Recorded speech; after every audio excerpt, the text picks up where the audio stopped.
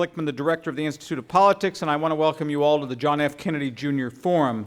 Before I begin, I want the audience to know that we are taping President Bush's press conference tonight, and we will show it in the forum immediately following tonight's event. I think they've got the technology worked out so it's kind of TiVoed, and they're able to do it without much tape delay. People often ask me what it's like to run the Institute of Politics at Harvard University's John F. Kennedy School of Government. They ask me what it's like to be surrounded by all those Democrats. And tonight, I'm glad to be surrounded by Republicans as well. I'm the token Democrat on this forum. Okay.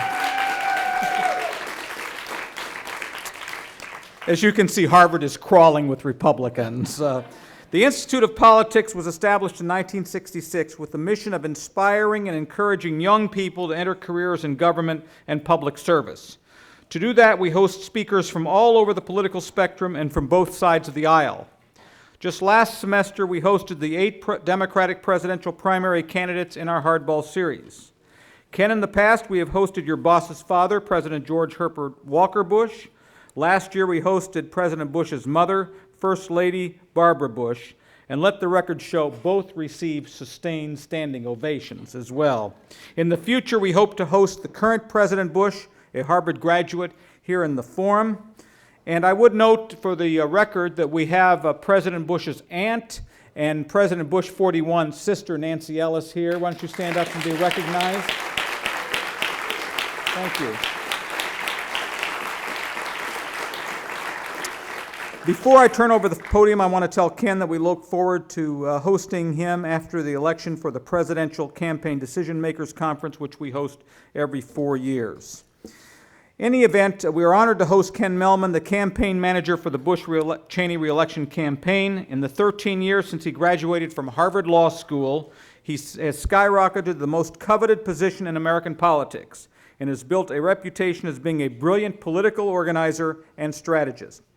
To introduce our special guest, let me bring to the podium from the great state of Michigan and somebody who worked for Ken Mellman in the White House Office of Political Affairs, Kennedy School student Matt Scogan.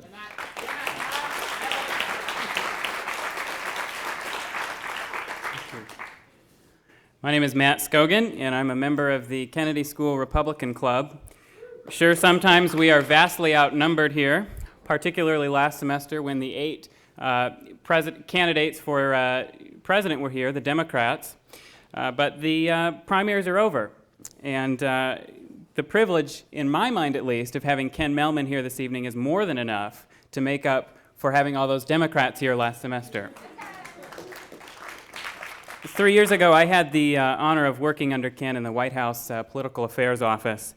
During those 8 months, I learned a lot and can personally attest to the fact that Ken is one of our nation's smartest and most articulate Republicans. He was always amazing to watch in staff meetings because he has the ability to instantly decipher all the components involved with a particular policy proposal. He has extraordinary instincts, and as an expert in grassroots politics, it's no wonder that the president and his senior staff so highly trust Ken's judgment. On a personal level, it's a pleasure to welcome Ken here tonight because as a Harvard Law grad himself, he was a factor in encouraging me to apply to the Kennedy School, although showing his true allegiance, that only occurred after he first gave a strong pitch for HLS.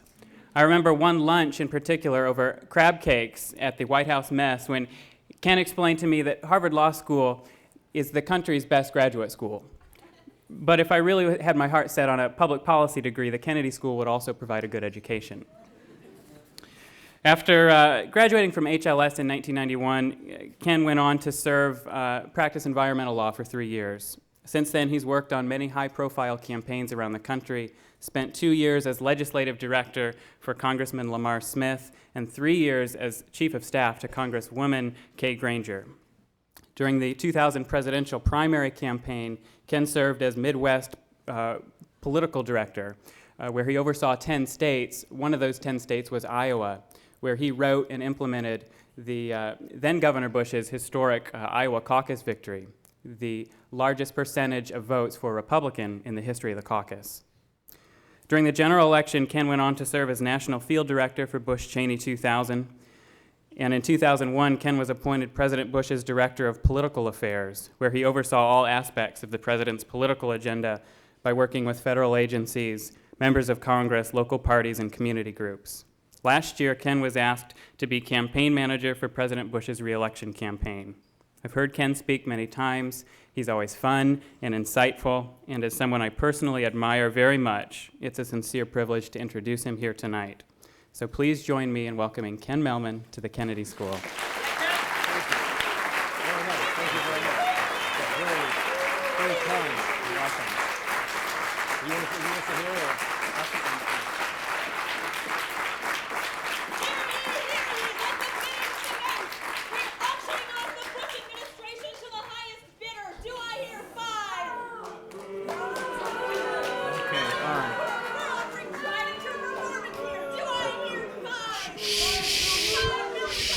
Hey, shh. Okay, hey, folks, hey, you know what, wait, hey, folks, we do believe in free speech in this country, and this man came up here, and you'll have the opportunity to ask him questions, and let's be fair about this, and that's what this university is known for. So let's be fair and allow this man the right to speak, as you would want your candidate the right to speak if they were here.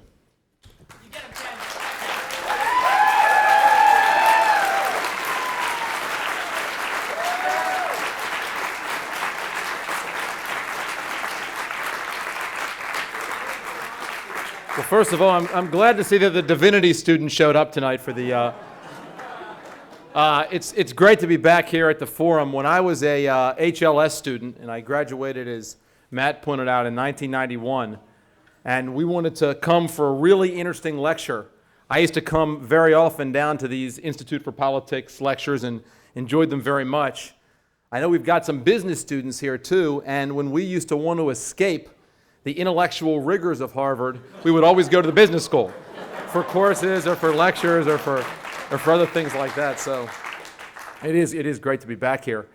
What I thought I would do for a few minutes is talk about how I see and how we see this election, talk about the issues we think that are likely to be at stake, talk about some of the important political implications of these elections, and then open it up to questions and folks in the audience, whatever you'd like to ask questions about and you'd like to talk about. But I do want to open by just talking about how important I think the Kennedy School is to our country, and how important what you all are doing is to what we need to do in this country and in Washington. I'm someone who loves public service. I love it for a lot of different reasons. What is unique and what is, in my opinion, incredibly important about the Kennedy School is you simultaneously marry the discussion of ideas with real-world experiences with people like Secretary Glickman, who talk to you about how to execute those ideas. So if you believe, as I do, that ideas really matter, and you also believe that the way those ideas matters is by making them happen, folks who are here, who go to the Kennedy School, get an incredible education in both and really learn how to make an important difference. And so I salute the folks who are here, the faculty who is here, and the excellent work of the secretary who obviously leads this excellent institution. Let me talk a little bit about this election, because I think we are facing what will be a truly historic and truly important election. And I want to talk about why. It will be, in my opinion, truly historic and truly important because I think there are two very large issues that will be debated and two very large choices the American people will have on Election Day, November 2nd, 2004. The first choice is on foreign affairs. And the reason for this huge choice we have, obviously, is the critical intervening event between the 2000 and the 2004 election, the attacks of September 11th. The attacks of September 11th were not the first time America was attacked by terrorists. The first time America was attacked by terrorists, one could argue, was 1983, when in Lebanon our troops were attacked in Beirut as they tried to help. But the scope of the attacks of September 11th, the fact that they happened here on our soil, the way that they happened, and the scope of the tragedy really made people, I think, understand that there was pre-9/11 and that there is post-9/11, and that as a result of these attacks, America faces a fundamentally new and different foreign policy challenge than we faced before then. Between 1948 and the end of the Cold War, America's strategic doctrine was containment. Whether you thought containment should go a little bit further like Ronald Reagan did, or you thought containment should be not quite as aggressive as it was under Ronald Reagan in the case of a Walter Mondale or a George McGovern, there was not a fundamental question about the fundamental strategic doctrine by which we would deal with the Cold War, which was we would contain the Soviet Union. And containment was, in many ways, how much of the world dealt with what they saw as aggressive powers. The problem is September 11th proved, at least for the president, that containment, while incredibly important, is insufficient to protect America in a post-9/11 world where we face international terrorism. And it's worth for a minute thinking about why that is. Containment has three elements necessary to be an effective foreign policy deterrent and an effective foreign policy protection for this country. And think about our Cold War, and you'll think of what the three are. First, there's got to be something for you to contain. In the case of the Soviet Union, there was a nation state we faced, significant troops, significant tanks, significant activities, and as a result, America had an approach that said, one, we can deter you because you love your cities, you love your citizens like we do.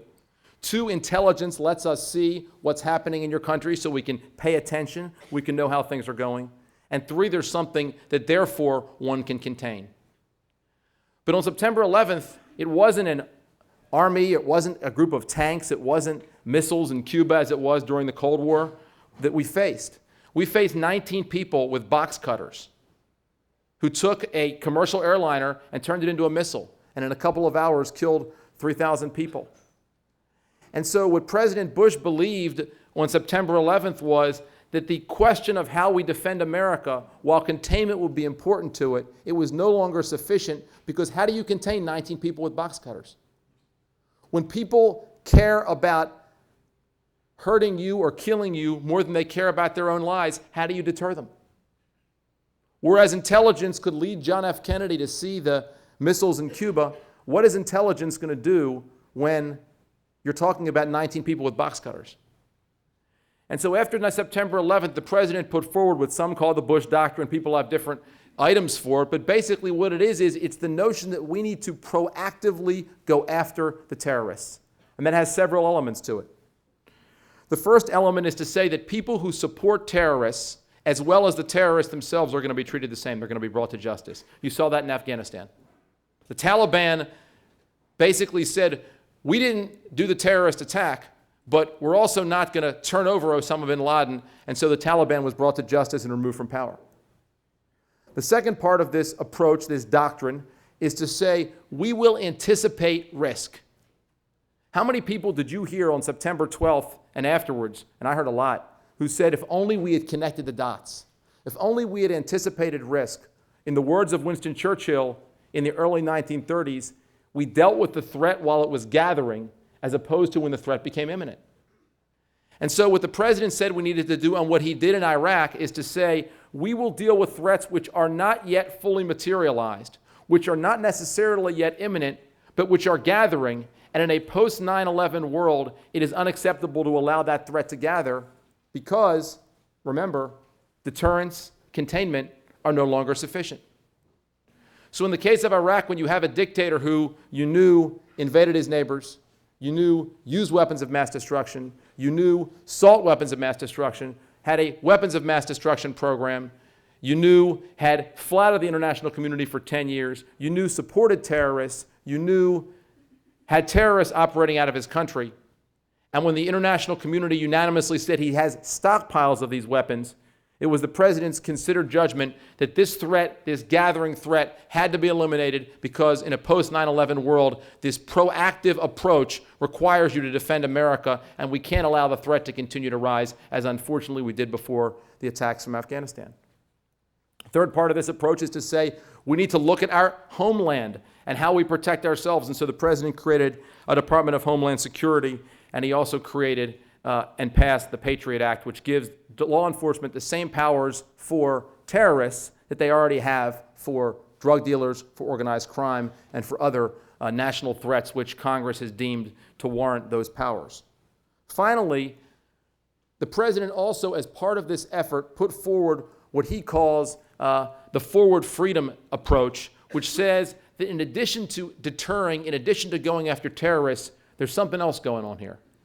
And that is, we need to work to bring democracy, and we need to work to bring stability to a region that too many people in the West have blithely said can't have security and can't have democracy and can't have stability, which is why the president has been so committed and continues to be so committed to work toward making sure that we have democracy and stability in Afghanistan, why he's going to work so hard for democracy and stability in Iraq, and why he's the first American president to say we need democracy and stability and security both for Israel and for a Palestinian state. And so the American people will have a big choice between this approach to dealing with the international terrorist threat, this new proactive approach, and an alternative. And let me talk a little bit about how I see that alternative. First, I want to open talking about how I see the alternative by making a really important statement that I say whenever I talk about this, and that is Senator John Kerry served his country incredibly honorably as a Vietnam veteran. He served his country with heroism. He served his country with courage. He served his country in a way that any of us would be incredibly proud to serve. And our disagreements with him are not about that service, and they're not about anything other than his judgment in dealing with these new threats that we face today. And I think that the Kerry approach to dealing with this post-9/11 threat is unfortunately to deal with it in a pre-9/11 way. And that's the first disagreement I think we're going to have in this election. Senator Kerry has recently said he thinks the terrorist threat is exaggerated. He, about 6 weeks ago, told the New York Times he thought the war on terror was not really a war. He voted throughout the 90s to cut intelligence and to cut defense. And his vote against the Gulf War in 1991, I believe, overall betrays an approach that says we can win this war without proactively going after the terrorists the way the president wants to. The second problem and the second difference between the president's approach and the approach that Senator Kerry has taken is that while the president has said, I'm going to lead and I'm going to lead regardless of what I think initial political consequences might be, Senator Kerry's approach, with all due respect, has been very political. It's been all politics all the time. In Iraq, he voted in favor of the war and then voted against providing our troops the support they needed, including body armor, including health benefits, including armor for their Humvees. He talked, when the battle began, of unity and explicitly came out and said, while our troops are in harm's way, I remember what it was like. I'm not going to say anything that would, for those troops in the field, indicate any disunity in America. But then just a few weeks later, after primary politics became involved, unfortunately, Senator Kerry said, we need regime change in America just like they need regime change in Iraq.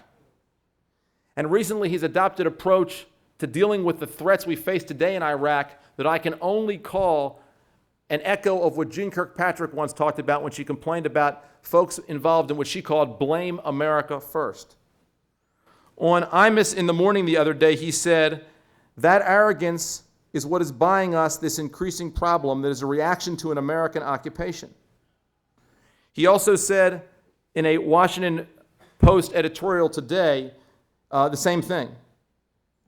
And so I fundamentally disagree with Senator Kerry. While I do believe, and President Bush strongly believes, that we need to do everything we can to make sure the quality of life of the people of Iraq is as good as it can be, and that we provide democracy and we provide stability as soon as we can.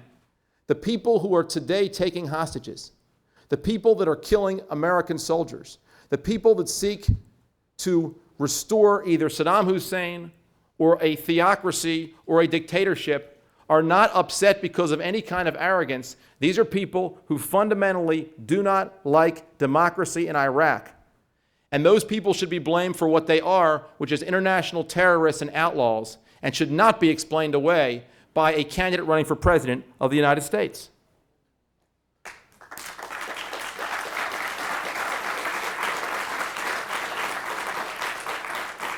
The final point of disagreement between the president and Senator Kerry, I think, is in the importance of international institutions. We have 30 nations involved in Iraq today. A significant part of NATO is involved in Iraq today. The United Nations has a presence in Afghanistan and an increasing, we hope, presence in Iraq today. But it's worth remembering that while we have a coalition of 30 nations involved, but let's remember, multilateral institutions are a means and not an end in and of themselves.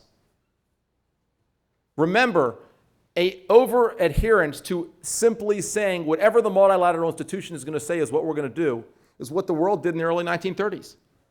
In the early 1930s, because the Winston Churchills of the world couldn't get unanimity, the world did nothing when the Rhineland was rearmed.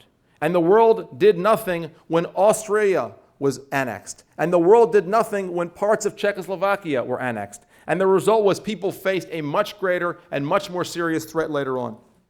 So when Senator Kerry says that he believes that it was wrong to go in Iraq when we did because the United Nations, the president should have gone back to a third time. And when he says today that notwithstanding everything else, he thinks that we ought to have more United Nations command involved, I would respectfully disagree and say we agree with your goal of multilateral means, but multilateral means are a means, not an end. Democracy and stability in Iraq is the end, and we will do whatever we have to accomplish that end, but we're not going to sacrifice the end for the means. And so there will be a big debate on this. There'll be a huge debate in this country of how do you deal with this new threat? Do you deal with it proactively? Do you deal with it by anticipating risk? Do you deal with it by things like the Patriot Act? Versus Senator Kerry, who has said he would weaken the Patriot Act. It was wrong to do Iraq when we did. In fact, he wouldn't have done it the first time. The proactive approach he disagrees with, and who has criticized the notion of dealing with a threat when it's gathering as opposed to waiting. And that's going to be a huge debate on the most important issue a nation can face, which is how do you maintain and protect your peace? There also will be a huge issue on the economy and a huge issue on the economic challenges we face today, and here's why. I remember when I was in college in the 80s and here at HLS in the early 90s, and there was all this discussion about the global economy, which was just then emerging. And there was all this discussion about competition we face. And there was a global economy emerging. Well, ladies and gentlemen, it's now fully emerged. And we face true competition internationally, not only for certain kinds of goods and services and things, but for everything. And so not only do we have to deal with the fact that if you're in the textile industry, you face competition. There's not an industry in America that doesn't face competition. And so in dealing with this new economy, our president has a new and different approach going forward. And I think if you think about it, it has three basic elements. The first element is that Americans need to be the most well-educated, well-trained people in the entire world, which is why the first thing this president did was pass the No Child Left Behind Act. And while just recently he announced a new training initiative to increase the amount and the effectiveness of federal training. If we're in a true global economy, the skills, the knowledge, the expertise of our workers, and the ability of those workers to constantly improve those skills through lifetime learning is critically important. Secondly, in a truly global economy where companies can locate wherever they want to based on a good place to do business, America needs to be the most competitive place that we can possibly be. Which is why the president has a 6-point plan that says, let's make our tax cuts permanent, let's reduce regulation, let's reduce lawsuits, let's have a national energy strategy because energy can be cheaper, and let's also reduce healthcare costs. And number 6 is let's pry open foreign markets. Five of those six things are things government does that either make it more desirable to locate in America or more desirable to locate abroad.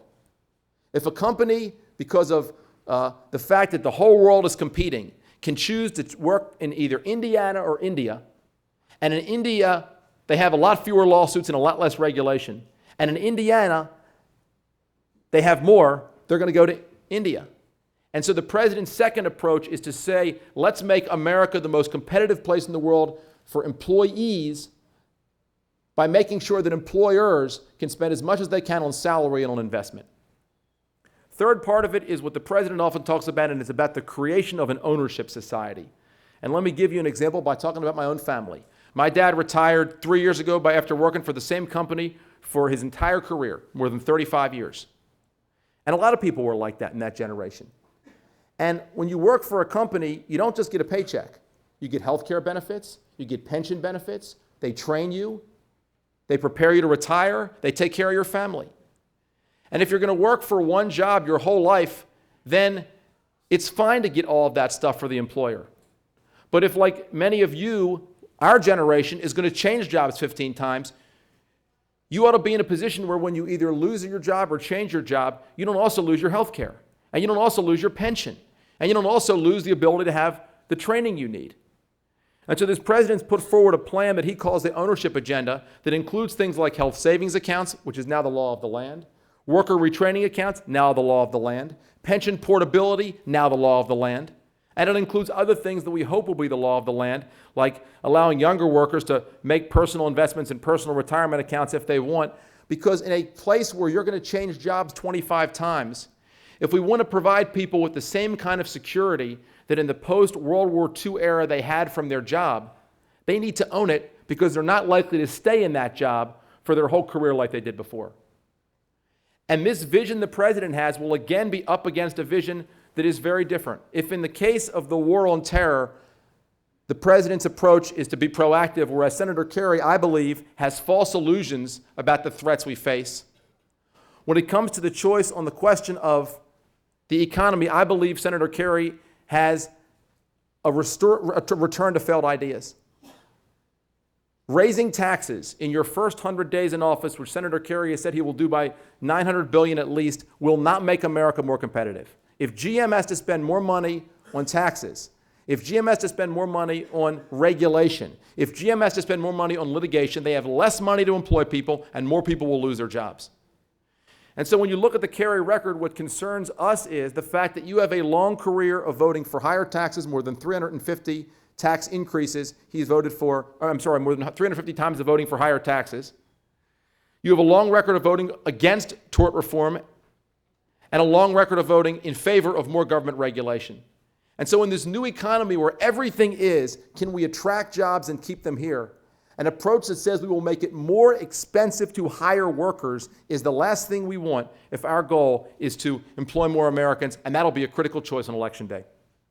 Let me finally talk about this pivotal moment in politics, because it's a pivotal moment in policy, and it's a pivotal moment in politics. The 2000 election was the third presidential election in a row where no one running for president got 50% of the vote. First time that's happened since the 1880s. In fact, in Election Day 2000, if you look at the last three presidential elections from an electoral college perspective, and you add up the last five, add up the states, the Democrats won 3 out of 5 times, 4 out of 5 times, and 5 out of 5 times, and states Republicans won 3 out of 5 times, 4 out of 5 times, and 5 out of 5 times. You get 273 electoral votes for the Democrats. For the Republicans, 265 for the Democrats. 273 to 265. The country is that closely divided. You had a 50-50 U.S. Senate on Election Day 2000, after Election Day, and you had 3 House elections in a row that were decided by less than 1% of the vote. And so you had this country that some people called the 49% nation, others call it the red and the blue, that was literally divided right down the middle for the third presidential election in a row. And we know 2 things about politics. One is we know that parity like that, or stasis, is never forever. It's always temporary. And the second thing we know is that incremental change, when it becomes durable, is the key to serious systemic political change. Think about that. Very rarely do you have a huge change that all occurs at once. It's an incremental change, but then that change becomes durable. And what we saw in 2002 was an incremental change. After that, right down the middle, 2000 election, 2002 was arguably the best Republican election and the best election for a president's campaign in a generation. First time a president's party wins back the U.S. Senate in American history since the direct elections of U.S. senators began. Second time in American history that the president's party in its first midterm gains House seats. You know what the first time was? 1934, when 1 out of 5 Americans was unemployed. For the first time since 1969, the 4 largest states in America all have Republican governors, and there are more Republican legislators in this country than there have been at any time since 1954, all as a result of the 2002 election. Incremental change, huge impact, and the question in 2004 from a political perspective, why we're at a pivotal moment, is, are we where we are in 2000 or where we are in 2002? Because if that incremental change becomes durable, that has huge political significance for all of what you study and all of what we do. The other reason I think this 2004 election is so important is there is a huge change in how we do politics. And you've heard a little bit about it. You've heard about the return to grassroots.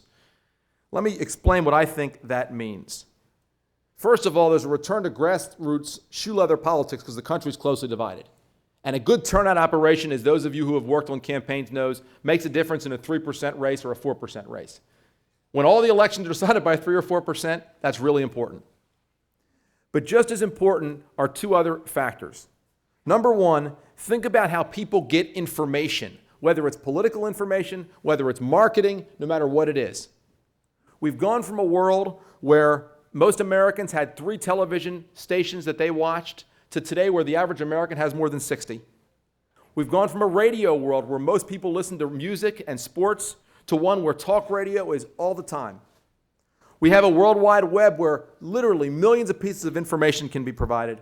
And there are now newspapers and magazines. Walk up to one of the bookstores in the neighborhood, go up to the coop, and you'll see newspapers and magazines on every issue and every interest you can possibly imagine.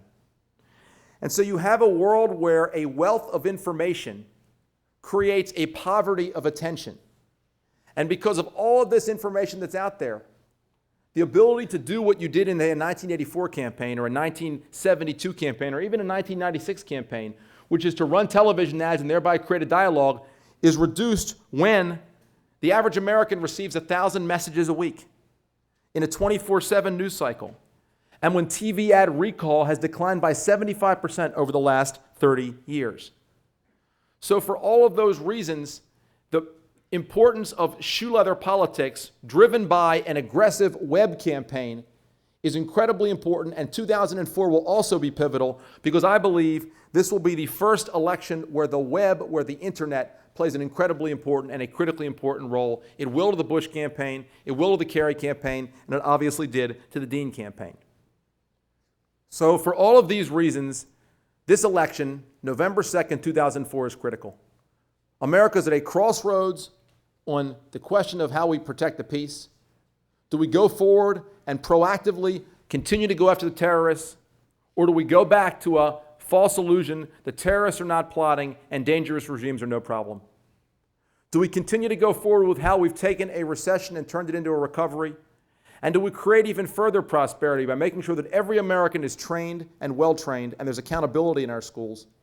Making sure that we have as many jobs as we can because our nation is so competitive, and making sure that all American workers own that which an employer used to provide? Or do we go back to the failed policies that say you can just raise taxes, you can just decide these things in Washington through industrial policy, and more regulations and more litigation really isn't a problem because it'll just be a cost of doing business? And it's a critical election from a political perspective. 3 elections in a row, nobody gets 50% of the vote. Do we continue down that road to the 49% nation? Or does the incremental change that occurred between 00 and 02 become durable, which, as it has in the Congress and what the Congress has done over the past few years, will have incredible consequences for our politics? And then finally, it's a pivotal election because the way we do politics, the way we communicate, has changed in this country.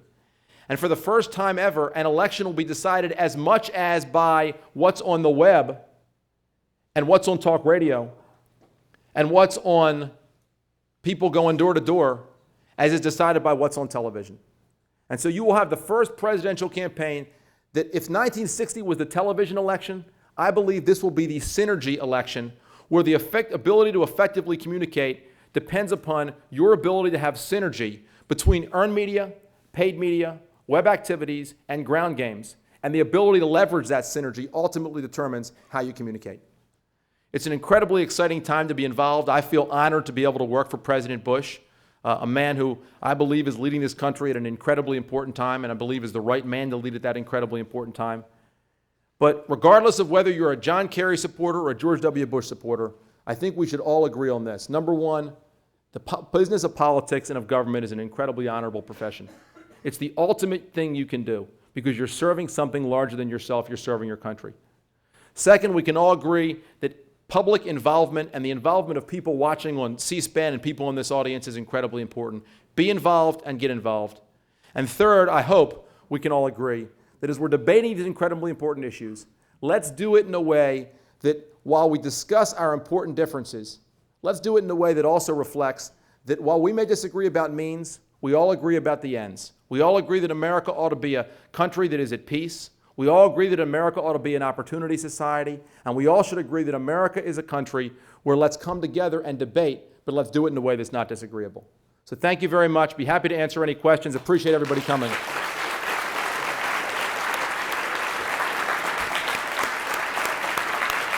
that about right time? Yeah.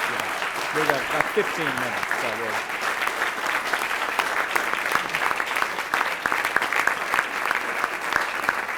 So thank you.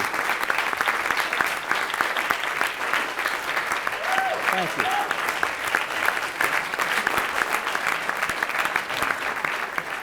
Thank you, Ken. I think the rousing standing ovation was which we gave to your boss's father and your boss's mother. You will have to go back and tell your boss that you have outshined him unless he comes here, and we'll promise those signs won't be here for him. Any event, we do not have a lot of time for questions, unfortunately, because of the bad weather. He's got a 9:50 flight, so I'm really going to have to ask you the best you can. Please keep your question down to one sentence, because I'm going to have to interrupt you if I can, and then I'm going to ask Ken to keep his answers down if possible, too, as much as he can. Yes, sir. This is a yes or no question, so it's nice and easy.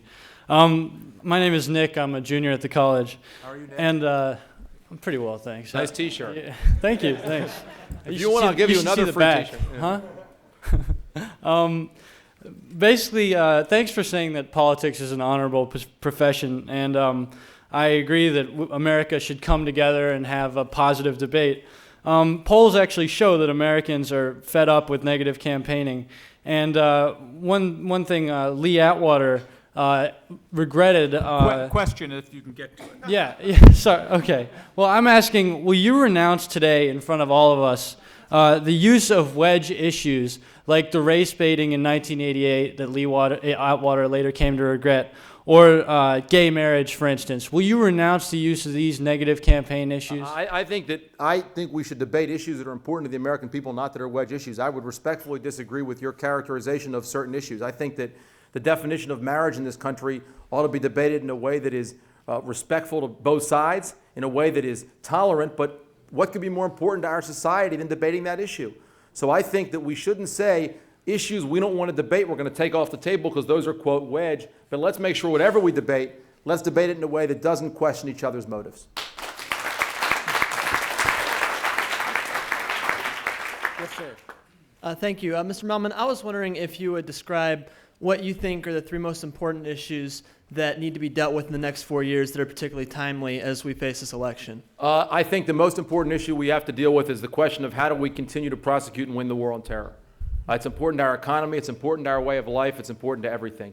I think, as I mentioned before, we learned on 9/11 that we face a new kind of threat, and we need to, in my opinion, aggressively go after this threat, or else we're going to have a much more serious threat than we even did on September 11th. Second issue, I think, is the question of how do we ensure prosperity in this new economic order we face today? How do we make sure we have broad prosperity? Here's the third issue. It's not an issue. The issue is a question of leadership. On Election Day 2000, almost nobody thought that September 11th, no one said September 11th is going to happen. And you never know what's going to happen when you elect someone. People who in 1996 elected Bill Clinton didn't know that in 2 years there'd be an attack in two of our embassies. And so the third most important issue is you need to elect someone who has the characteristics that says, you know, in a very tough crisis, that person is going to do the right thing, going to lead the right way, going to operate based on principle, and is not going to flinch from the challenges they face. So I think those are the three most important issues. A lot of issues, education, healthcare, but I think those are the three most important. Thank you. Right up here. Yes, sir. Sir, you mentioned Winston Churchill twice in your speech. Yes. I agree with you that he was proactive and he formed a government of national unity during a time of war. At the moment, when I look around the States during a time of war, as you've defined it, I see a very divided country rather than a government of national unity.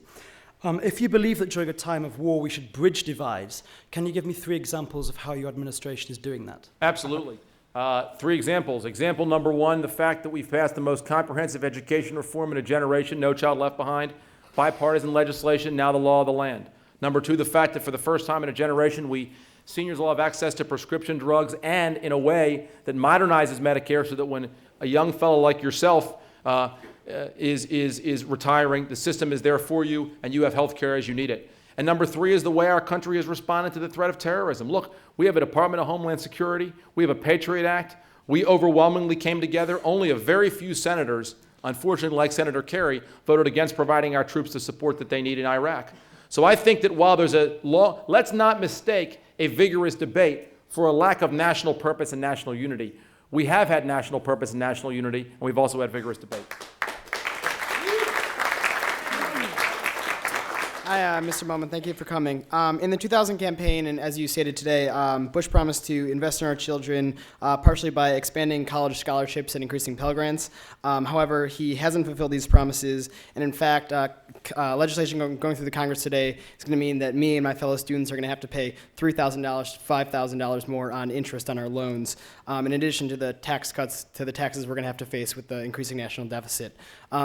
Why should a young person, or especially a student, vote for Bush, considering that our... First of all, I disagree with your numbers. Pell Grants are at an all-time high today, and the funding is at an all-time high. And they are because the president strongly believes in the importance of a strong education. Secondly, we've also created vehicles to allow people and families to plan for kids to go to school, whether it's an education IRA, which is incredibly important to go forward. But ultimately, the reason that a young person or a student, in my opinion, ought to vote for this president is because of the two biggest issues I talked about. Look, this president with No Child Left Behind is making sure that schools are actually accountable to how they serve the children, who is the most important people that they serve in the community. So from an education perspective, I think that in and of itself is the reason that kids who care about education ought to vote for the president. But there's a more important reason, and here's the reason. Think of the people, the faces of our soldiers who are risking their lives in Iraq. And think of the faces of a lot of those people that ran into that World Trade Center, firemen, policemen, EMTs. Those people, in many cases, were young Americans. You and me, our generation, is going to have to deal with the consequences of whether we deal with this threat now proactively or whether we kind of hold our breath and wait and see what happens next again. And so while education is incredibly important, and this president has a fabulous record on education, I mentioned some of the examples, ultimately, the reason you as a student should vote for this president is the reason that you as an American should vote for this president, because by voting for this president and taking this proactive approach, you and your children are going to have a more secure and more prosperous future. Thank you. Okay, yes. Thank you for being here. I have a question concerning Governor Bush's pledge to change the tone in Washington. Yep. After running what's probably the most partisan administration in history, I want to give you the opportunity to change the tone in Washington. Will you condemn tonight Senator Saxby Chambliss for challenging the patriotism of Max Cleland, a man who lost 3 limbs in Vietnam? No, because Saxby Chambliss is a good friend. I paid a lot of attention to that campaign, and Saxby Chambliss never questioned his patriotism. He ran ads with Osama bin Laden, Saddam Hussein, and Max Cleland. Ads were run that were critical of his record, and this is what I'm talking about. Because someone says, I believe X on defense, and you believe Y on defense, does not mean that they're questioning your patriotism. Everyone in this process needs to lighten up and say, you know what, because we disagree doesn't mean motives are bad.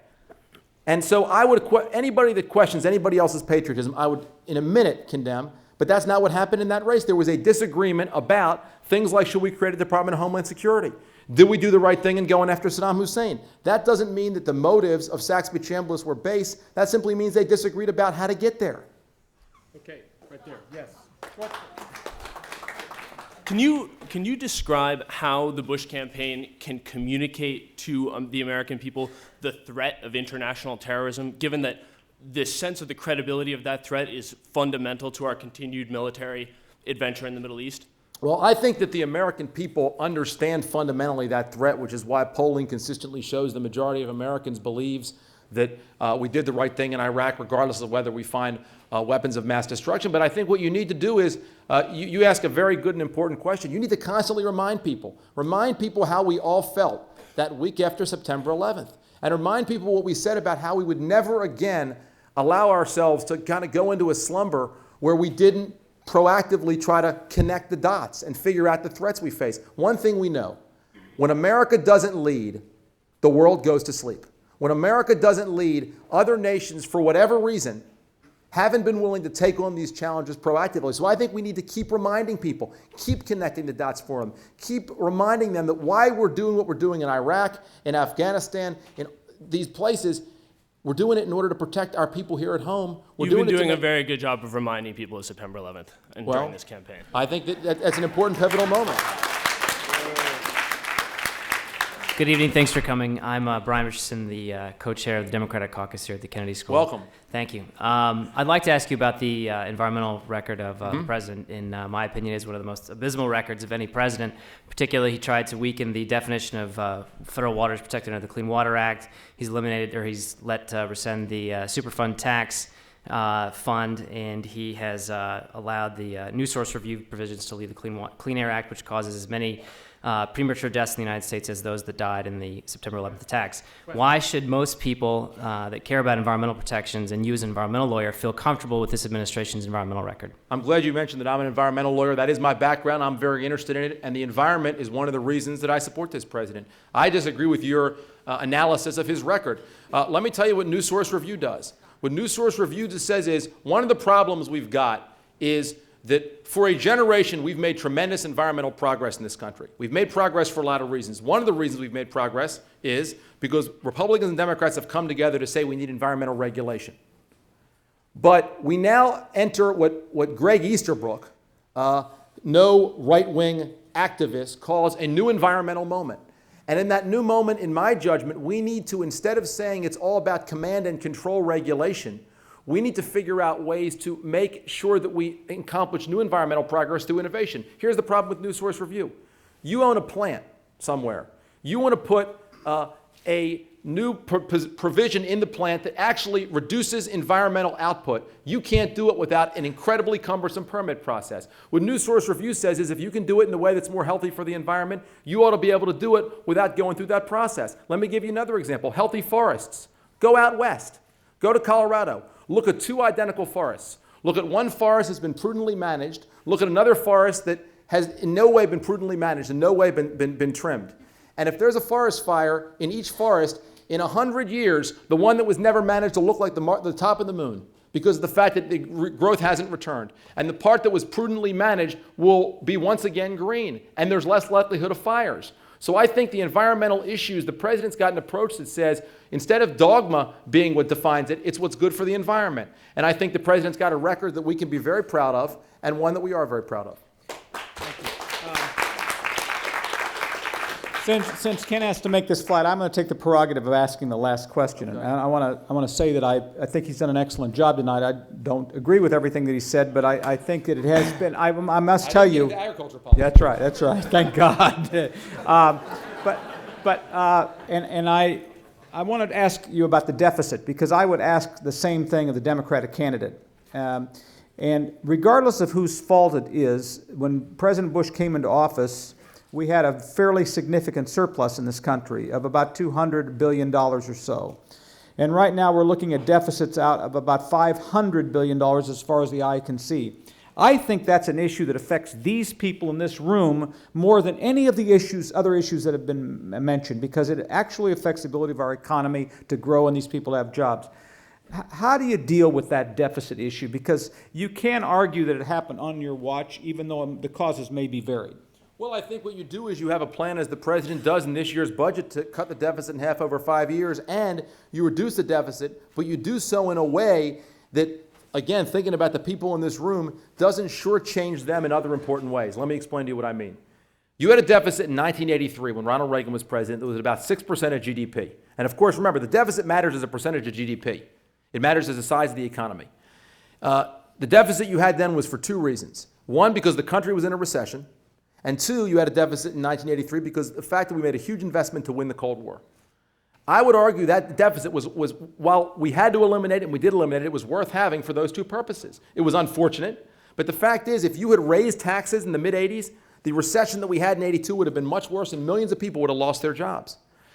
Similarly, if you had not invested in, as we invested in winning the Cold War, millions and tens of millions of people wouldn't have been freed from international communism, and one of the great threats that America faced would have been gone. In the last 3 years, America's faced a recession, we've faced corporate scandals, we've faced a global war, and we faced an unprecedented terrorist attack on our country. For those reasons, we have a deficit today. We need to do everything we can to deal with that deficit, but we should not do it in a way that reduces our effort to deal with international terrorism, and we should not do it in a way that's going to put a single American out of work by saying we're not going to create jobs for the economy. We need to grow the economy, we need to invest in our country's priorities, and we need to reduce the deficit, and the President will do all three of those things. Let's hear a hand for Ken Mellman. Okay? Thank you very much. Thanks. It's fun.